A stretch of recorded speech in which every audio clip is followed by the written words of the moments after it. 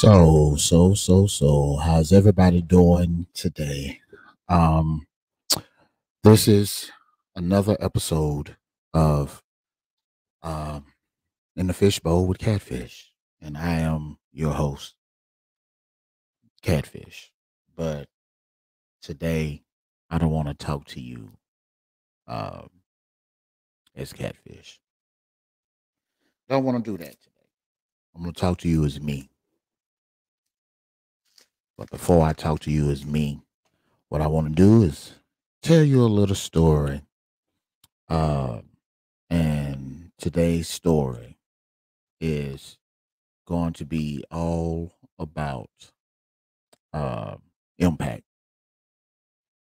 Those of you that have been following me uh, on Facebook, some of you already know where I'm going, but to those of you that are watching me on YouTube, as well as those of you that are watching me uh, on Instagram, uh, this is going to be new information for you. Um, and I have to build up the story. So I'm gonna go all the way back, right?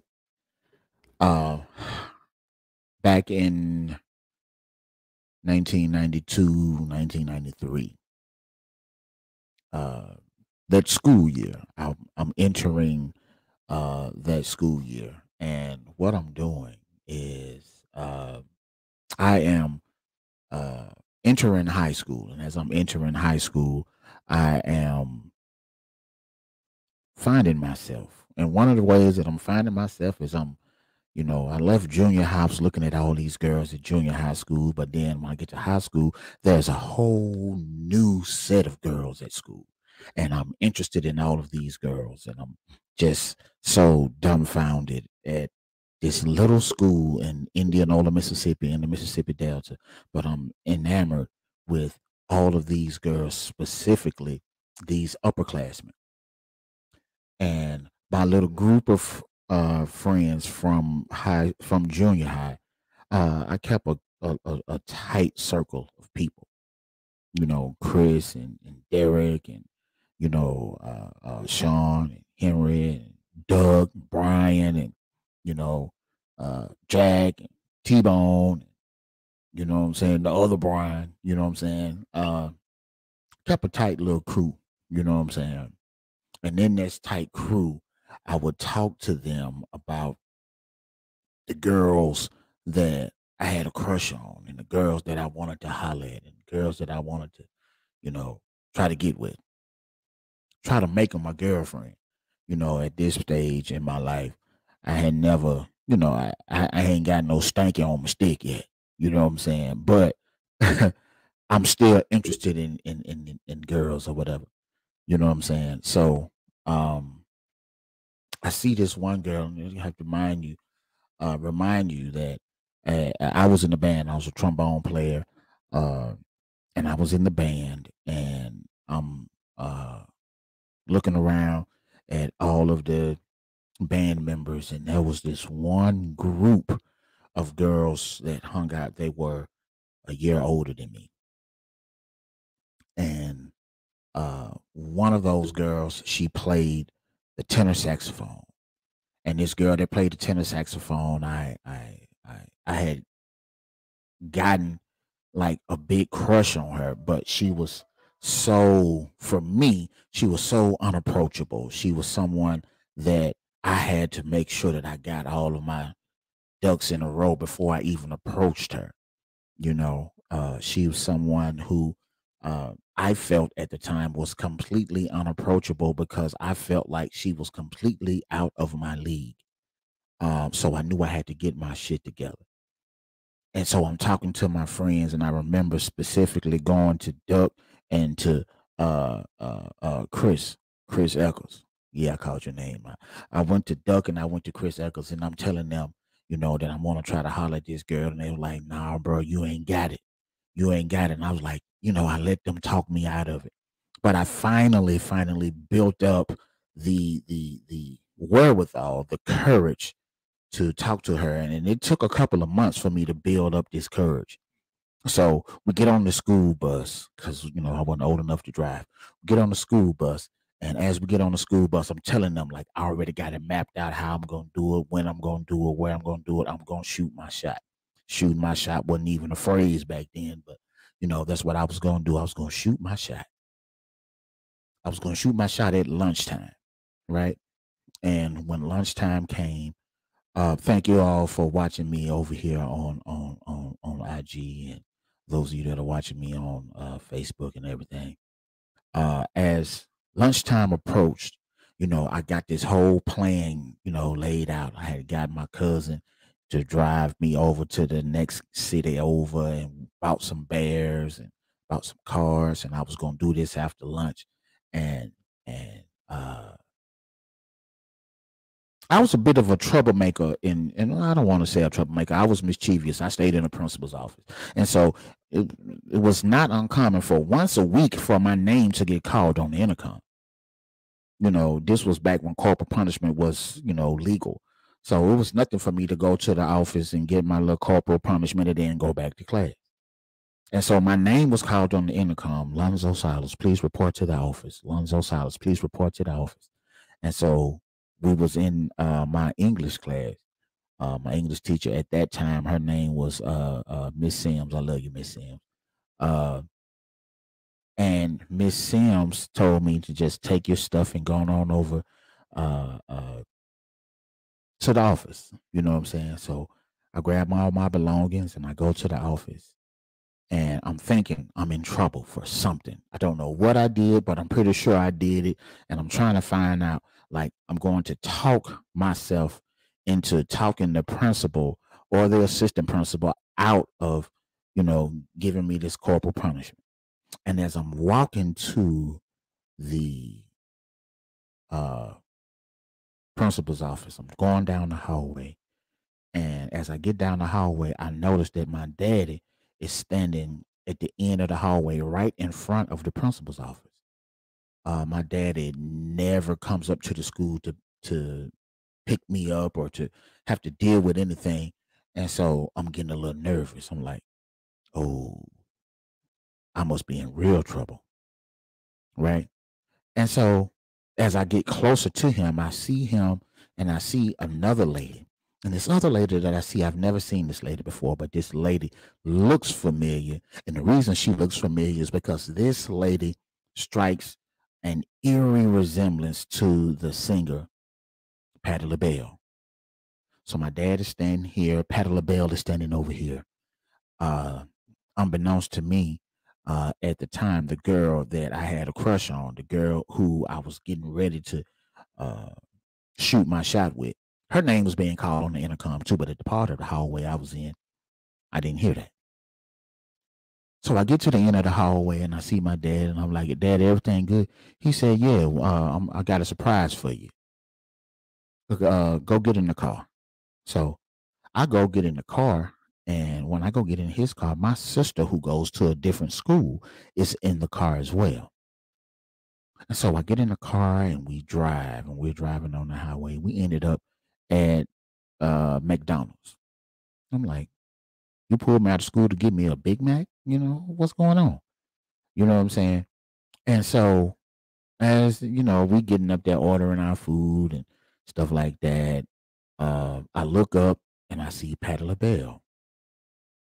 And I see Patti LaBelle and I see she has a boy with her that I've never seen before, but he looks younger than me. And I see that she also has a girl with her, but not just any girl. She has the girl that I was getting ready to try to shoot my shot with at lunchtime. And I'm like, what the hell going on? I'm saying this to myself again. You know what I'm saying? I'm fucking ninth grade. I can't be disrespectful in front of my daddy. But I'm saying, what the hell going on?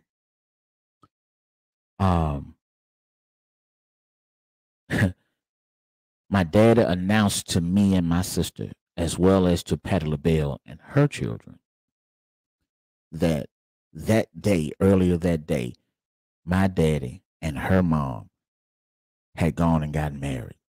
I didn't know my daddy was even dating anybody at this time. Didn't have an idea that he was dating anybody. And so I was kind of on the fence about this whole thing because, yes, I had watched my father be someone who was not just lonely, but alone.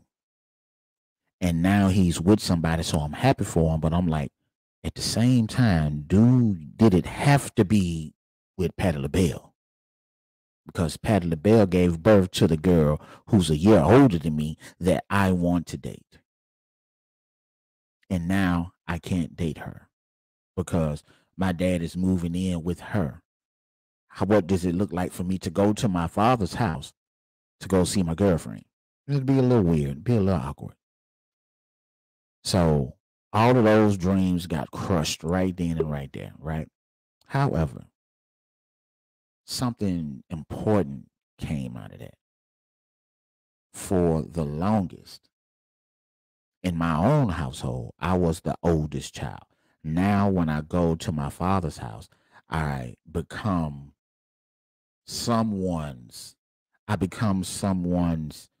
little brother. And, you know, dealing with high school and stuff like that, this girl, she ended up taking me under her wing and showing me the ropes and showing me how to do this and giving me game on this and showing me how to do that. When I was starting to date people, seriously, she was like, okay, that's a good girl. Yeah, you don't need to fool with her. Yeah, da da da da da da. Right? So, we fast forward and I become really, really, really cool with her brother. Her brother became my brother. Chauncey became my little brother, the brother I never had. And Chauncey and I would harass my sister Kim and his sister Emotion. We harassed the hell out of both of them. Chauncey and I would fight. He had a basketball goal in his backyard, so I would go back there and him and Brandon, Bailey, and a bunch of other people from the neighborhood would come over there, and we would get into it. We would fight with each other. We'll fight against each other. You know what I'm saying? We did things that brothers did. Fast forward a little more, R. Kelly's 12 play album had just come out. And when R. Kelly's 12 play album comes out, I know now that a lot of those songs had sexual innuendos. But back then, I was green. I didn't understand a lot of the stuff. And I didn't understand why Emotion and her friend Veronica Dunnigan, I didn't understand why they liked these songs so much and why these songs made them dance the way that they dance and why they moved the way that they move and why they enjoyed those songs. I thought they were weird. And it wasn't until Veronica said to me while she is getting her hair done by Emotion that you'll get it later. I'm like, okay, whatever. I just went back and played video games or whatever it was I was doing. Right? Later on, a couple of weekends later, I had gotten my driver's license. This was a year later. I'm sorry. A year later, I had gotten my driver's license. I get my driver's license, and Veronica is at the house. She's supposed to be spending the night, and I'm over there. And Veronica has convinced me to steal my daddy's car to take her and Emotion to a party because they didn't want to walk to the party. They weren't supposed to leave. And, we didn't have permission to go to the party, but they wanted to go. And we get ready to go to this party. And I was like, whose car we going to steal? We going to steal my daddy's car? We going to steal your mama's car? And Moshe was like, didn't want to do it at all. But Mo said, whose car is parked in the back? Because it was one long driveway. Her mom's car was in the front and my dad's car was in the back. My dad had this car that was so loud when you crank it up, it would wake up the whole neighborhood. But we said, fuck it. And we stole the car. We took the car and we went to this party. And there was a young man. He was in their class. Again, I'm a year younger than them. And he's in their class and he's like, oh, Mo, you came. Veronica, you came. Lonzo, what you doing here? This ain't for you. Veronica wanted to stay, but Mo was like, if he got to go, we got to go. Because he our ride. Well, he can't come. He can't stay. This is for, she was in the class of 95. This is a class of 95 party, right? Veronica stayed. Mo got in the car with me. We went back to the house. We pulled up in the driveway. The lights were on in the house. And we both got in trouble. And Moshe, she lied for me. But in the process of her lying for me, she got both of us in even more trouble. Because she said Veronica wasn't feeling well, so we just decided to take her home. And we didn't want to wake y'all up to take her home. So he got his driver's license. We just took her home and we came right back. Her mama called Veronica's parents and they realized that she wasn't there. Me and Mo got in trouble. A lot of people called Moshe. Her name is Emosha. A lot of people call her Moshe. Some people call her Mo. There was this cartoon that used to come on. This cartoon was the Powerpuff Girls, and they had this guy on the Powerpuff Girls. His name was Mojo Jojo, right? His name was Mojo Jojo, and I used to make fun of Moshe all the time because the way he said his name, Mojo Jojo, I would just call her Moe-Moe, and from that moment on, it stuck. Moe-Moe. She was Moe-Moe, and I, in order for her to kind of get retaliation at me, she was Moe-Moe, I was Zozo, right? So it was Moe-Moe Zozo, right? And from that point on, it was that. I remember many times where I would go over to the house after school, and we would go there. They had this dining room, a den area. Then they had the dining room area, and we would sometimes sit in the dining room area, and she would let me paint her nails. And I remember vividly, like I always tell her, even as recently as like 4 months ago, I would tell her that, yo, I could pick your thumbs up out of a lineup. If they gave me a lineup of 1,000 thumbs, you know what I'm saying? I know your thumbs from anybody's. She had some really like beautiful nails, but the nail bed was a darker tone, and she had little stripes on her thumbs. I could pick them out, right? She graduated from high school in the year of 1995. I graduated from high school in 96, sometime in 97. We both came home for whatever reason. She went to school at Jackson State. I went to school in Mississippi Valley. Stay in touch and stuff like that. But she ended up coming home, and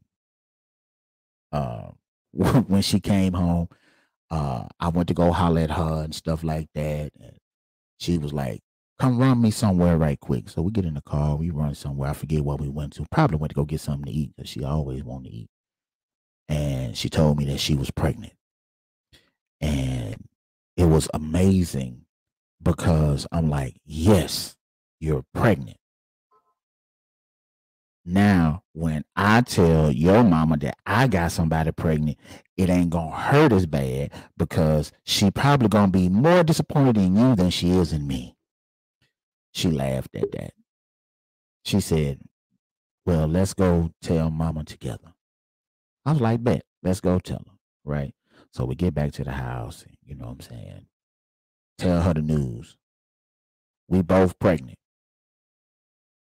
And her mama looked at me, and initially she was like, you didn't get her pregnant, did you? Like, no, no, no, no, no, no, no, no, no. I got some girl pregnant at Valley. She got pregnant by somebody else down there.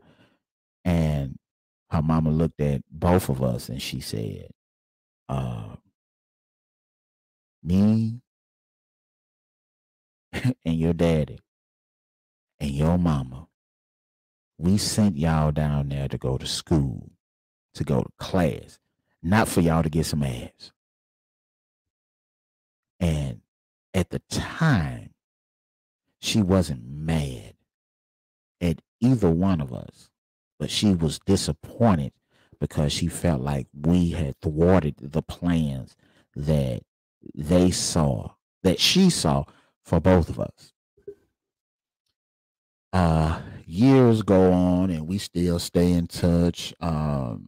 When, she lost her father, I reached out to her, reached out to Chauncey. Uh, when I lost my father, I actually went to her mom's house and I told her mom personally that tomorrow we are going to pull the plug on my daddy. By this point, they had gotten divorced and stuff like that. And when they got divorced, uh, the issue at hand, if we're being honest, a lot of times people don't like to tell the truth about people because these are people that they love, and you think that you're not supposed to say bad things about the people that you love. But one of the things that I have always been good at is telling the truth, even if it hurts. And the truth of the matter is that my father was a great father. He's just a horrible husband. There were many times that I knew that my father had been, like, not just verbally, but physically and emotionally abusive to my own mother and to her mom, to Chauncey's mom. And I called him out on it. There were plenty of times where me and Chauncey would have to try to stop my daddy from doing stuff to the lady that I still to this day call mama. Even though she didn't give birth to me, she's still mama.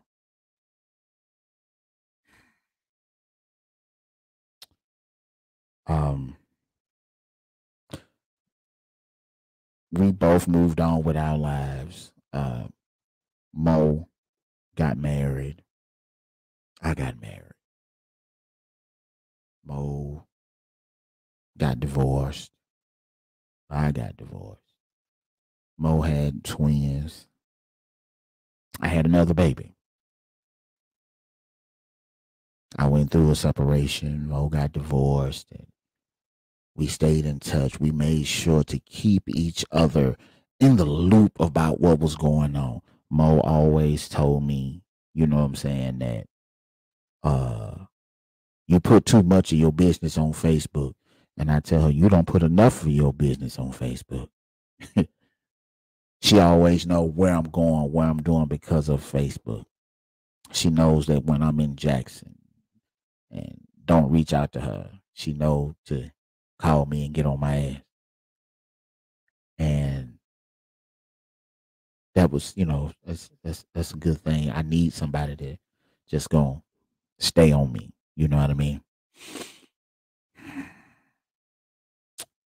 And there were many times where when I was in the Navy, I would come home and I go to Jackson and I would, go by the house and holler at her. We'd sit up and we'd talk and we would be like,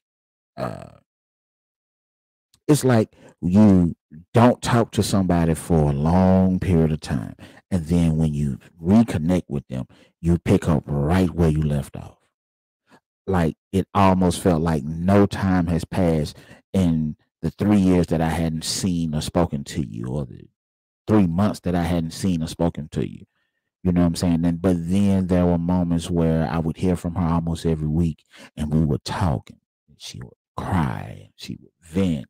She would uh, get upset about personal things that were going on things that uh uh things that she didn't share with a lot of people. Some things that she didn't share with anybody. Uh, but that's what we had. We were uh, uh, able to be each other's, you know, unofficial therapists, right? Uh, we were able to be one another's unofficial therapists, you know. Uh, she said something to me before. She was like, a lot of the times when I talk to some of my people that I went to high school with, people that I went to college with, people that I work with, when I talk to them about whatever I'm going through, if I decide to talk to them about something, uh, I allow them to keep me in whatever space I bring to them. You don't do that. If I call you and I'm crying, by the time I get off the phone with you, you would have made me laugh about something. Well, Momo, that's just what I do. You know what I'm saying? You can't dwell on shit forever. You know what I mean? um, One time I had come home and uh, her mom had moved into another house. Went down there, you know, go. I still move around like, you know, when you go to somebody's house, even if you're familiar with them, you still don't move around their house like it's your home. But I move around her house like it's my home. So I get up and I go to the refrigerator and I open the refrigerator up and I see lemonade and I take the lemonade out and I notice that her brother and and Chauncey and Mo are just looking at me. And I go to the cabinet, I open up the cabinet, and I get me a glass, and I pour me some lemonade, and I take the lemonade and I swish it around, and I take it to the head, and I'm sitting there noticing that they are noticing me, and I'm trying my best to play it off. They made the lemonade, but they didn't have no sugar, and they didn't want to tell me that it wasn't no sugar. And so I'm trying to play it off because we always play little practical jokes on one another like that. And I tried my best to play it off, and Momo was like, "Nah, nigga, we got you. I know I know your mouth hurting and everything."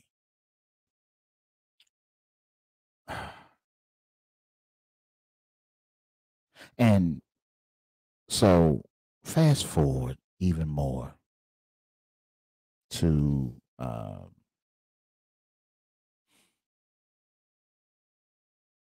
Tuesday. Yes, Tuesday.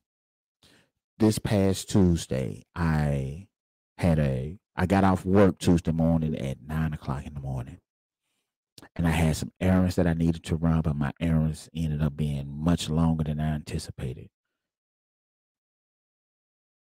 And I had a dentist appointment. I had to go to the dentist appointment at 3:30, and I didn't get finished with the dentist appointment until almost 5:30, which means I didn't make it home until 6:30.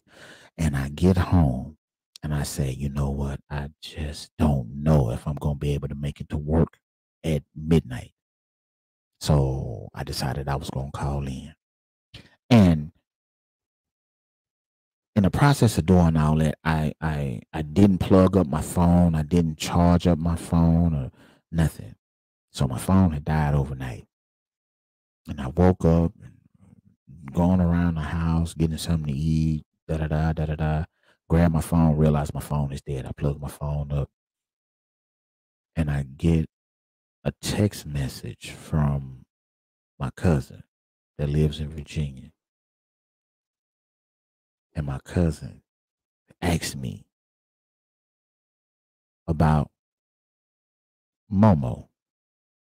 And I have no idea about what's going on.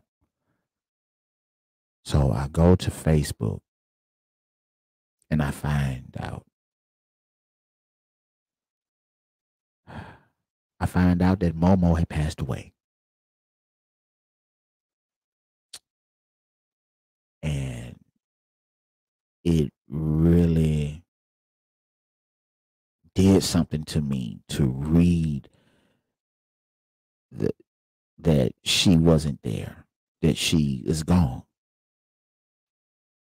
And that was Tuesday night that this happened. I wake up Wednesday to this news, and today is Thursday, and I'm still in disbelief. I'm still, I don't have words. But I go and I'm reading all of these things and I'm looking at stuff and I'm also analyzing things. And one of the things that I'm analyzing is, you don't want to look at one person's death and diminish it because of another person, right? But the only thing that I can truly relate it to is looking at the death of my own father and comparing it to that, right?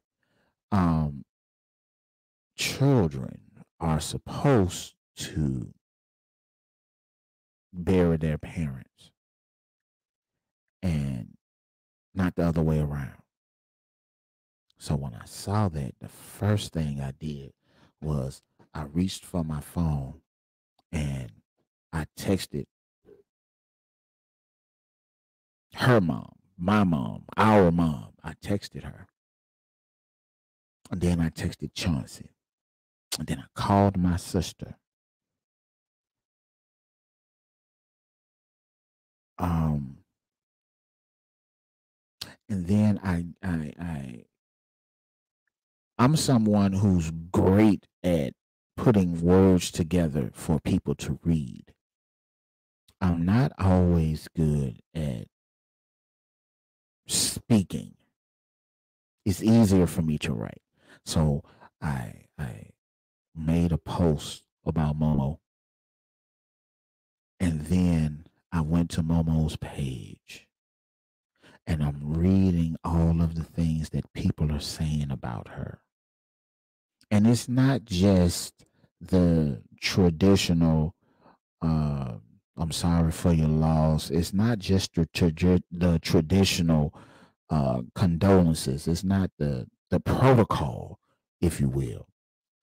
You look at the impact that she has had on a number of people over a wide variety of walks of life. And you can only hope that when it is your time to go, that you are as impactful as she has been over the last couple of days. I even, and I should have uploaded it here, but I didn't. I even look at you go to Facebook and you go and you type in her first name, and her name now is popular. Her name now is a trending topic. Mo don't want to go viral. She never wanted to do to she didn't want all that attention. Now she's got it. And you look at all of the things that the people that she grew up with, the people that she went to high school with, the people that she encountered when she was at Jackson State, just no one has a negative thing to say about my Moe-Moe. I know when I go, it's gonna be some folks that's gonna have some negative shit to say about me, and that's cool. But I'm looking at the impact that she has, and it's making me say to myself, maybe I need to change the trajectory of how I have been. Maybe I need to look at things so that when it is my time to clock out, I can have somewhat of an impact that she has. This passing, it definitely is one that it hurts. It is uh, painful. Losing my father was painful, but this is a different type of pain. This is losing a peer. Is different. Losing someone who birthday is 13 days away from you. Losing someone who me and her, uh, I had gotten a young lady pregnant and she had gotten pregnant around the same time. My son and her daughter are not that far apart in age. You know, um, and to look at someone like her who is such a joy to be around. It is very, very, very difficult. Earlier today I was listening to, and I was listening to this song, right? And it's just ironic how certain songs, certain songs, they change based on the situation, right? Um, Now, I have heard this song, and of course, I cannot play the song, and I damn sure ain't gonna sing it. But there are certain parts of an Al Green song that resonates with me right now, and it's all because of emotion. Moe-Moe.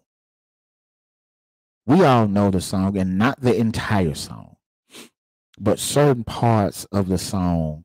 It is almost like I can hear Moe-Moe singing these songs, singing these lyrics, singing these lines to not just me, but to all of us that have been impacted by her in one way or another. This song is by Al Green, and the song is For the Good Times. But if you listen to the lyrics, I'm only going to read the lyrics that I feel that she would say. And if she were here, I would tell her to just say the lyrics and not sing them because, Lord have mercy. But the lyrics read, I'm reading them from my phone right here. And I imagine that she is the one who is saying this to all of us. The lyrics go, don't look so sad. I know it's over, but life goes on and this world keeps on turning. Just be glad we've had this time together. There's no need to watch the bridges that we're burning. And just listening to that, there's another part. I'll be here. I'm going to stay right here. If you should ever find that you need me, don't say a word about tomorrow or forever, because there'll be time enough for severance when you leave me. And I'm listening to that. And I'm driving to go pick my dog up from the damn groomer, and this song came on, and I'm like, Moe-Moe is singing parts of this song to all of us. She's singing parts of this song to all of us, and all of us um, um, could benefit from that. When I made my post yesterday, one of my closest friends picked up the phone and she called me. And when she called me, she told me that she had no idea, like she had no idea that Moshe was even my stepsister and that Chauncey was my stepbrother. And because she had no idea that my daddy and her mama had gotten married. You know what I mean? And even when they got divorced, as I said before, uh Dicey, that's mama's name. That's Emotion's mama name, but that's mama name too. You know what I'm saying? Dicey said, me and your daddy get divorced. Children don't get divorced. Um, and that stuck with me, and that stuck with us. You know, uh, back in 2016 for Thanksgiving, Dicey had this great big thing where Moshe came with her kids, with her and her three daughters, and Chauncey came down with his wife, and you know, uh, everybody came down. Their aunts and stuff, they came down, and they wanted me to take pictures of the whole family, and took pictures of the whole family. Imani, Moshe's oldest, remembers me. Her twins, Trinity and Olivia, they know me, but they don't know me. You know what I mean?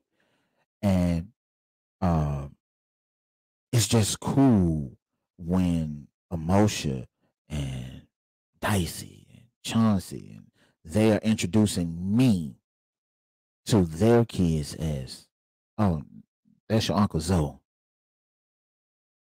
That's your Uncle Zoe. You know what I mean?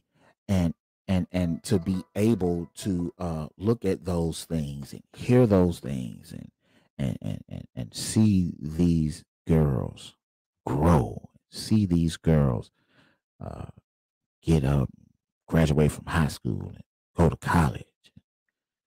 It's a beautiful thing, you know. And then, you know, a couple of years later, I go to Jackson, I visit, and I call Moe-Moe and let her know I'm in town. I can't come see you right now, but you know, I got some other stuff going on, but I don't want you to think that I came to your city and didn't reach out and tell you I was in your city. You know what I'm saying? And she was like, yeah, because I'd had to kick you in the face.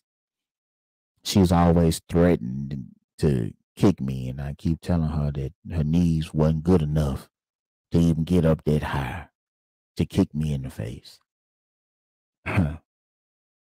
um, you know,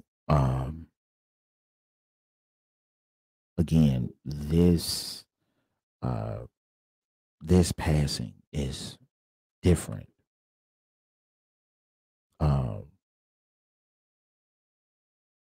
and the reason that it's different is because uh, losing a parent, you can't prepare for that, but you know that the order in which things are supposed to happen is that parents are not supposed to outlive their children.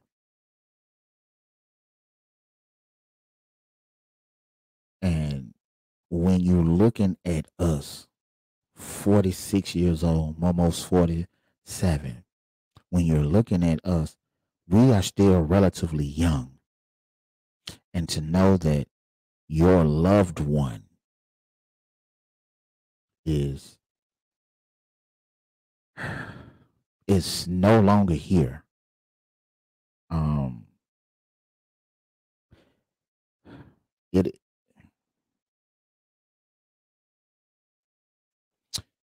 is difficult to wrap your brain around that. But we all have to find a way to kind of figure out how to deal with that, to figure out how to be able to keep pressing on. And one of the things that's important for me right now, I've always been the person that has been, you know, like, let me just put my shit on the back burner. Let me make sure that Chauncey is good. Let me make sure that Dicey is good. Let me make sure that Imani and Trinity and Olivia are good. India, Mo, grandbaby, who also shares a birthday with Dicey. It's sad that India is going to grow up in a world without the person that would be the best grandma for her.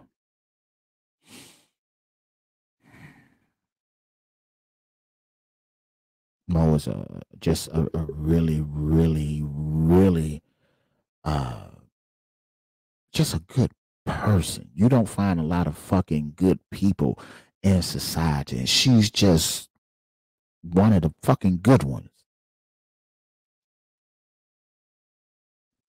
And it's just hard to know that one of the good ones is no longer with us. For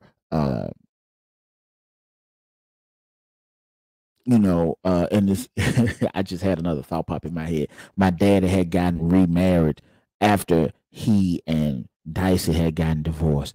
And when he got remarried, it's no secret to anybody that knows me. I did not like that motherfucking lady at all. This new wife, this last wife he had, I didn't like her. And she used to say, you ain't gonna call me stepmama. I said, lady, you ain't my goddamn stepmama. My stepmama live over here.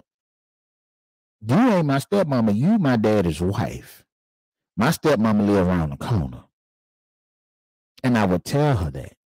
My sister, my blood sister, would get mad at me for saying stuff like that. I don't bite my tongue. You know what I'm saying? But one of the other things before I go, one of the things, because I didn't plan on being here that long, I just wanted to use this particular podcast as a means for my own, I don't know, therapeutic session, right? But now,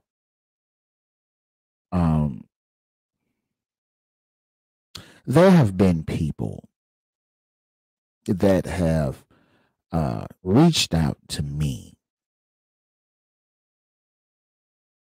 to inquire about what it was that caused Moe-Moe to pass away. Where's the camera? To you people, mind your motherfucking business, okay? It ain't your business to even ask. And this is the nicest way I'm going to say it. Moving forward, I won't be so nice. Okay? Mind your motherfucking business, bitches.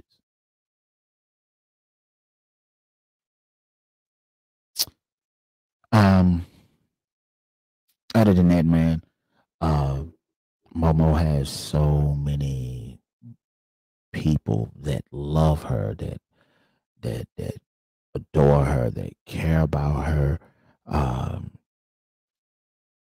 There's so many people that are going to miss her.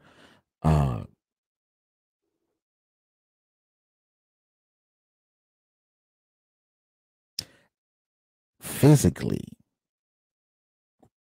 those of us that know Moshe are going to miss her because we can't physically pick up the phone and call her. We can't physically go and see her and watch her laugh and throw her whole head back and laugh from the top of the roof of her mouth. Because when she laughs, you see the roof of her mouth when she laughs. We won't be able to physically do any of those things. But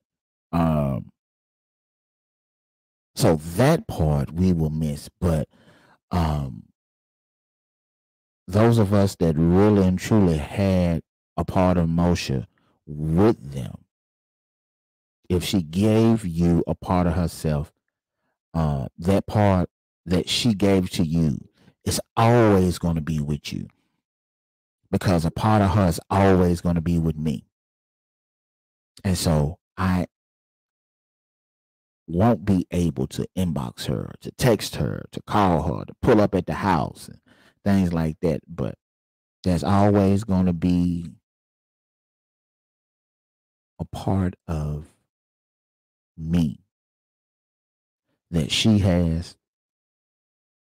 and there's always going to be a part of her that I have. To the best of my knowledge, there's no one else on the face of this earth that calls her Moe-Moe. And I know without a shadow of a doubt that back in November, which was the last time I actually heard her voice, that was the last time that I would hear anyone address me as Zozo. Mo, there's so many of us that are hurting right now. So many of us love you. And those of us that love you, you knew that we loved you because we told you.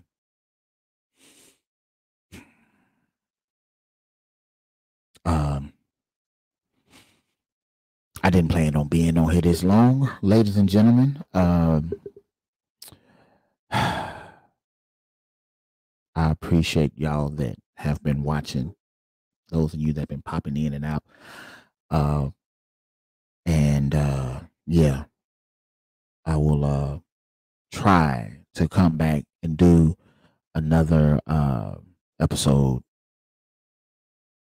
either today or tomorrow. Y'all have a good one.